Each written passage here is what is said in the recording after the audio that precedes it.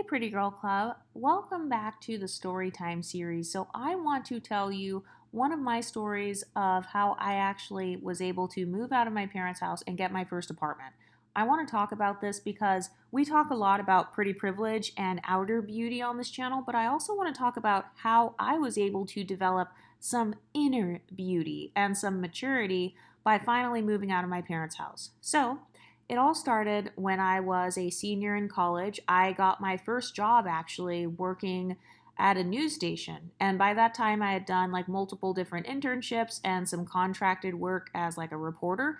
And so I was on track to, continue in the journalism field, but I didn't want to keep living in that same city that I lived in. And as far as the money that I was making working in journalism, it just was not sustainable enough for me to feel comfortable staying in that city that I was living in because I didn't go to college in the same state as where I was from.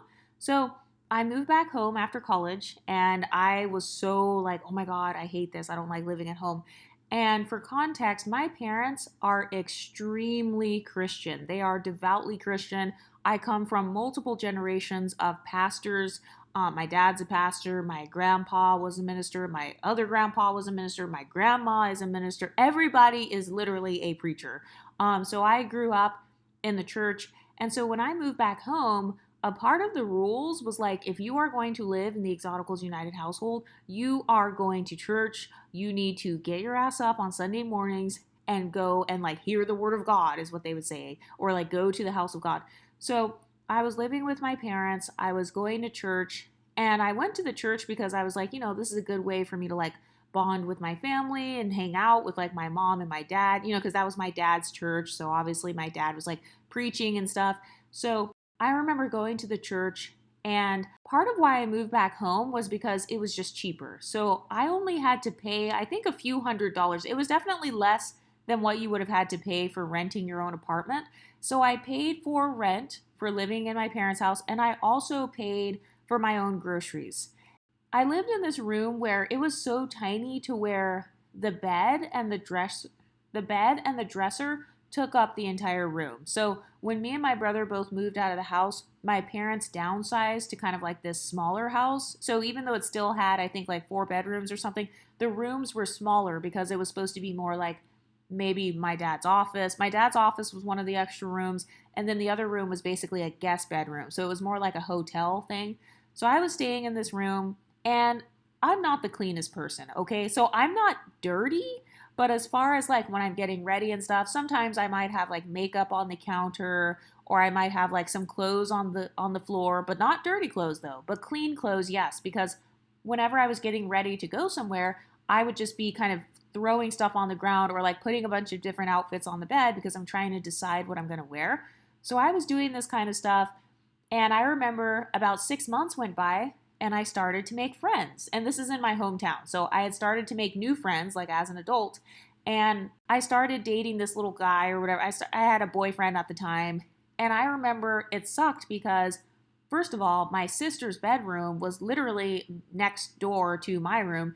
So I could not be on the phone late at night because I would wake people up because the walls were like, honestly, I don't think the walls were that thin.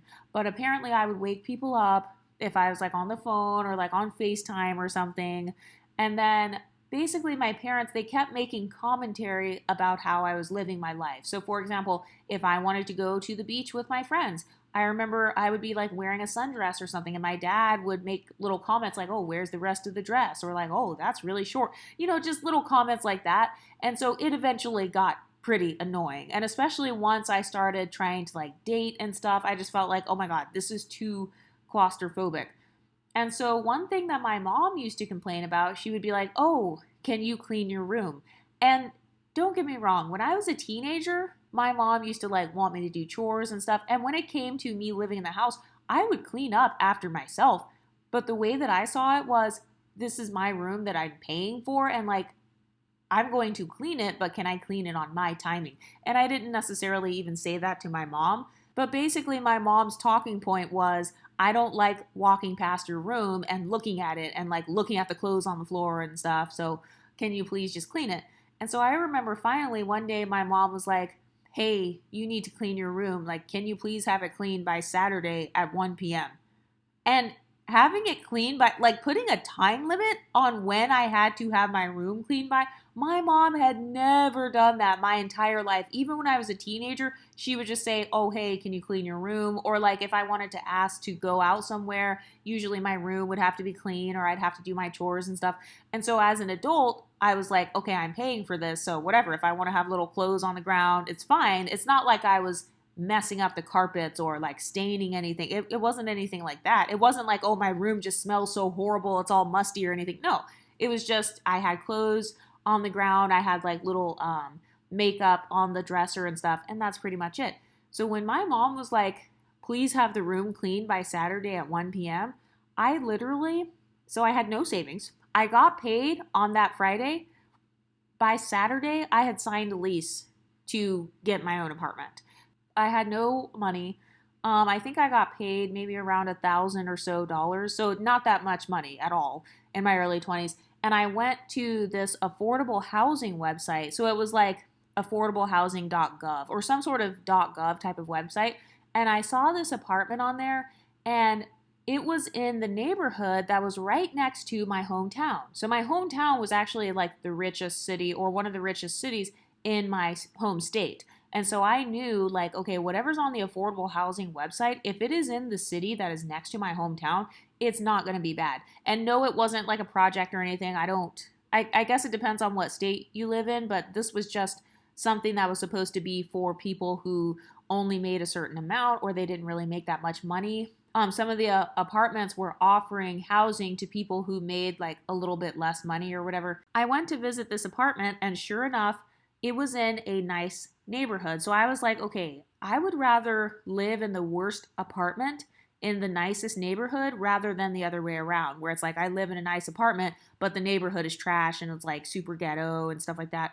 So I went to this apartment, and the only thing that was really wrong with it was basically the outside of the building was pretty ugly, and it was just really old. So you can tell it was one of those apartment buildings that was built like maybe in the 60s or 70s. But I liked that because my apartment was actually much bigger than normal, and the apartment cost $995.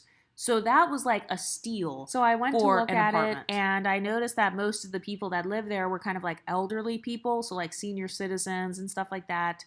So I went to look at it, and I applied for the apartment, and I ended up getting approved. And it's funny because the lady who worked there, she was like, oh, so are you one of the college students around here?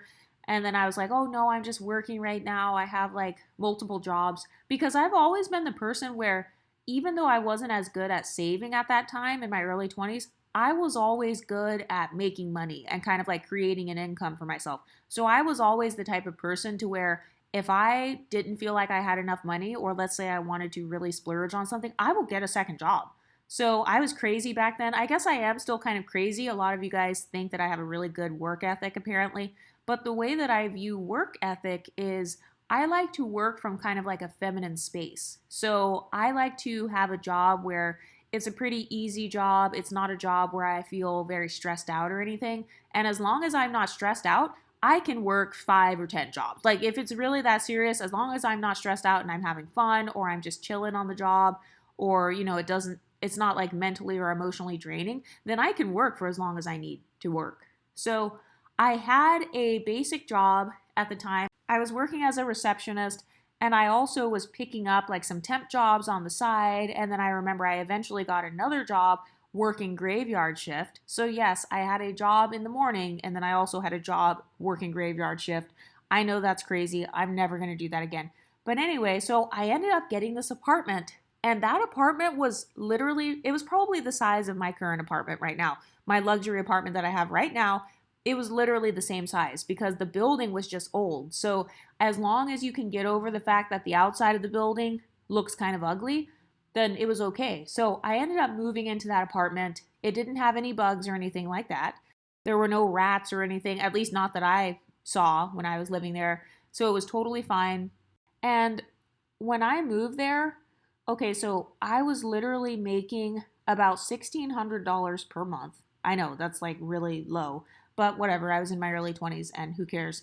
Also, So part of the reason why I moved out was because number one, I wanted my freedom. So I wanted people to be able to come over. And I remember when I was living with my mom and dad, I used to have to ask permission, like, oh, hey, mom and dad, can Sydney come over so we can hang out and like do facials and stuff? I remember it was just awkward, like being in the kitchen with my friend, making a bentonite clay facial, mixing it with the apple cider vinegar, and then like my dad walks in, so it was just weird. I kind of felt like I didn't have as much freedom to enjoy my 20s like how I wanted to, because I already felt like, okay, I'm already living in my hometown. So if I'm going to live in my hometown, I'm going to have a good time in my hometown. So part of the reason why I got my apartment was also because I just wanted to have privacy. I didn't want to have to turn down my music. Or, for example, if I was watching something on my laptop, my parents would be like, oh, what are you watching? What is that mess you're watching? Because in Christianity, they believe in like demons and like, so whatever you're watching, you could be like getting a demon from whatever show you're watching. So let's say I was watching something that was like secular, they might make a comment on it. Or if I was like listening to like the 90s R&B or something, they might be like, they might make little remarks about what I was doing. And so that's part of why I wanted to live on my own. So the apartment was $995. My income was only $1,600 per month. That is how desperate I was to get out of my parents' house and live on my own. So the way that I did it was I was just paying my rent or whatever, and I only had like a few $100s left. I was paying I think I had like a light bill and Wi-Fi, so just a couple $100s. Basically, I only had about $300 or so left at the end of the month. And so the way that I would manage with like groceries was, so number one, my parents, my dad, he's a pastor at the church. So I would go to church so that I could make sure to get food. Yes, I know this sounds very like basic and very like dusty, but I don't really care because I don't look down on poverty. So I'm not ashamed of where I come from. I'm not ashamed of where my parents come from. There are more people who are poor versus people who are rich.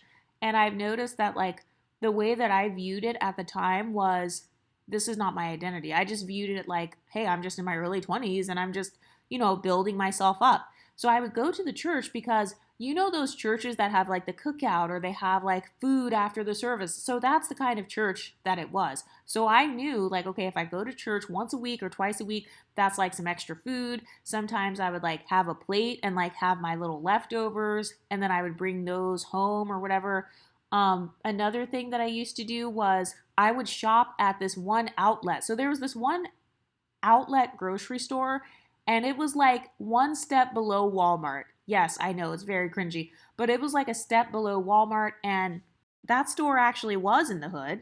But I would set aside a budget of anywhere between $75 to $115 per month for my groceries. So I would only go grocery shopping one time per month, and that is when I would get my produce and stuff and like my little beans and rice.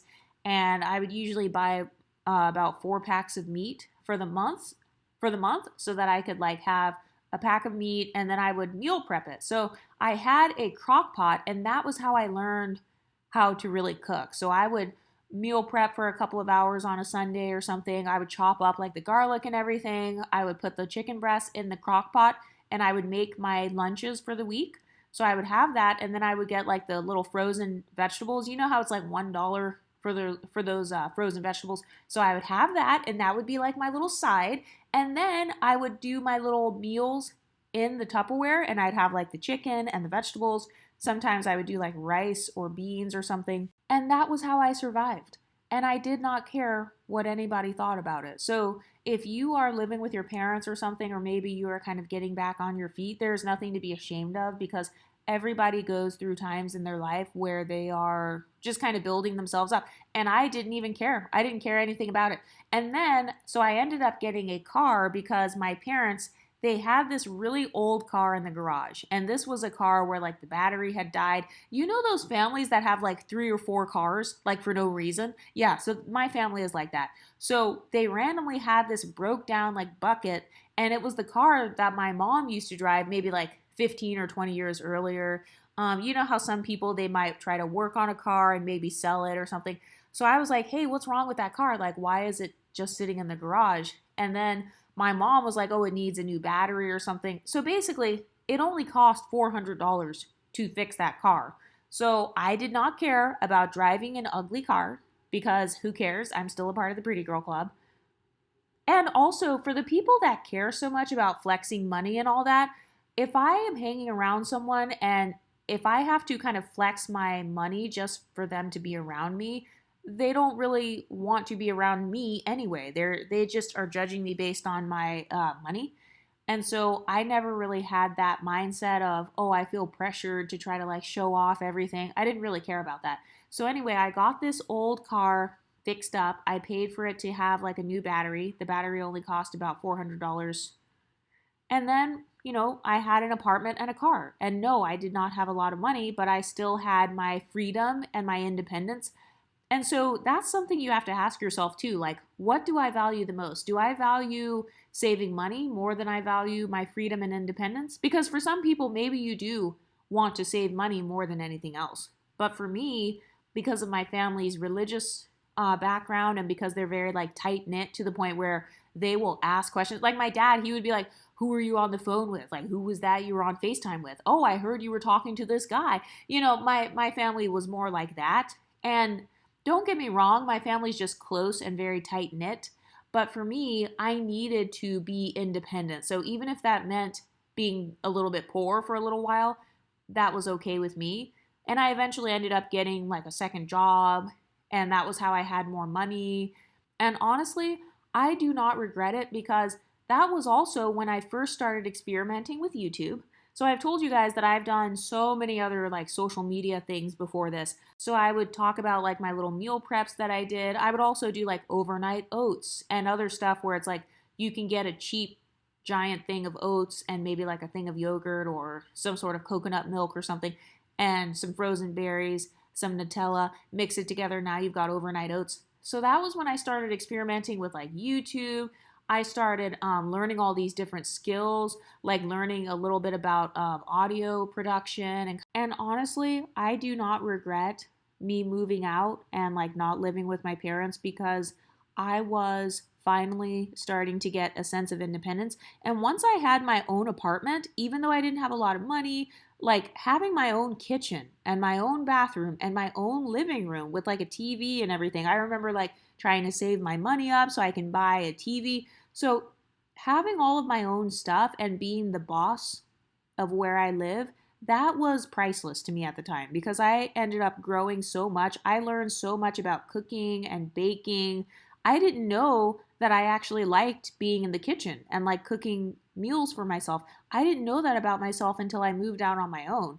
I didn't realize that part of the reason I never went in the kitchen with my parents is because my parents were in there. It had nothing to do with like, oh, I just hate cooking and I just hate like meal prepping and stuff. No, it was more so that it wasn't mine. And so I just never felt quite as in control. Because the thing I've noticed about living with my parents is that sometimes, if it's their house, I understand, by the way, I'm not bashing my parents, but it's like if it's their house, they're going to have more of a mindset of, hey, these are our rules. Or if you live with roommates, they might be like, no, these are the house rules.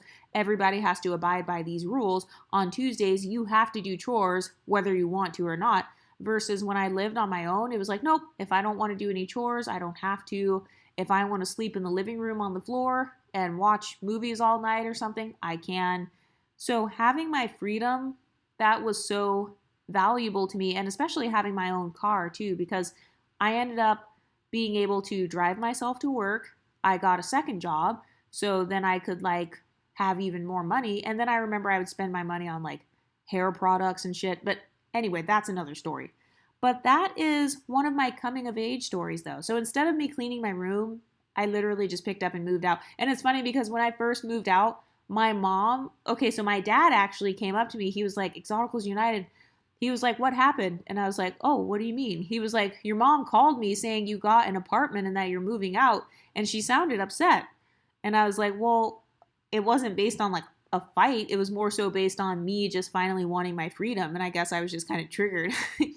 And so even though I love my parents or whatever, I think that my mom in particular, she was surprised that I was like having that much independence because I was always kind of attached to the hip to my mom. So I'm still very close to my mom. But me and my mom, we were always like best friends or whatever.